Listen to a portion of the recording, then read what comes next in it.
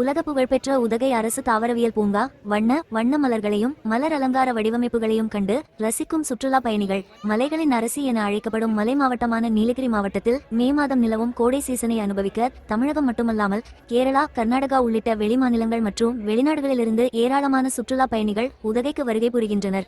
இவ்வாறு உதகைக்கு வரும் சுற்றுலா பயணிகளை மகிழ்விக்கும் விதமாக நீலகிரி மாவட்ட நிர்வாகம் உத்தரவின்படி தோட்டக்கலைத்துறை சார்பில் ஆண்டுதோறும் உதகை அரசு தாவரவியல் பூங்கா உலக புகழ்பெற்ற 128வது மலர் கண்காட்சியின் சிறப்பம்சமாக பூங்காவிற்கு வருகை புரியும் சுற்றுலா பயணிகளின் கண்களை கவரும் வகையில் வண்ண கொய்மலர்கள், கிரைசந்திமம், ரோஜா உள்ளிட்ட 7 லட்சம் மலர்களை கொண்டு சென்னை சென்ட்ரல் ரயில் நிலையத்தின் பிரம்மாண்டமான நுழைவு வாயில், மகாபலிபுரம் கோவில், திருவாரூர் தேர், திருவள்ளுவர் சிலை, தமிழக வரைபடம், தமிழர்களின் பண்பாடு உள்ளிட்ட 26 மலர் அலங்கார வடிவமைப்புகள் காட்சிப்படுத்தப்பட்டுள்ளது. அதேபோல் 50,000 மலர் தொட்டிகளில் பூத்து குலுங்கும் வண்ண மலர்கள் சுற்றுலா பயணிகளின் பார்வைக்காக மலர் மாடத்தில் காட்சிப்படுத்தப்பட்டுள்ளது. மேலும் பூங்கா முழுவதும் 275 ரகங்களில் 10 லட்சம் மலர் செடிகளில் பூத்து குலுங்கும் வண்ண மலர்கள் பூங்கா முழுவதும் காட்சிப்படுத்தப்பட்டுள்ளன. இதனை சுற்றுலா பயணிகள் வெகுவாக கண்டு ரசித்து வருகின்றனர்.